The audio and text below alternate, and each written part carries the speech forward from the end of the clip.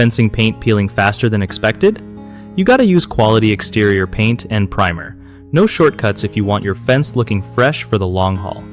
Alright, so first off, always start with a good primer designed for outdoor use. This helps the paint stick better and handle whatever weather throws at it. Next, make sure your fence is super clean before painting, like no dirt, dust, or old flaky paint hanging around.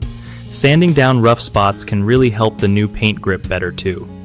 When picking paint, go for one labeled specifically for exterior wood surfaces. They're made to resist sun, rain, and temperature swings. Don't skimp on the number of coats. 2 or 3 thin layers beat 1 thick one every time. Also, try painting on a dry day with mild temperatures. Painting in extreme heat or humidity messes with drying and adhesion. Let each coat dry completely before adding the next to avoid peeling or bubbling later. If you're redoing an old fence, sometimes it's worth stripping the old paint off completely to start fresh. One of the biggest mistakes with fencing paint peeling is using indoor or cheap paint that just isn't made for outdoor conditions. Fix it by investing in a high-quality exterior paint and primer combo.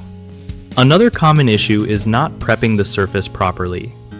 Paint won't stick well if your fence is dirty or has peeling old paint, so take time to clean and sand. Lastly, rushing the job by painting over damp wood or skipping drying times can cause peeling and bubbling. Always make sure the wood is dry and each coat is fully cured before continuing.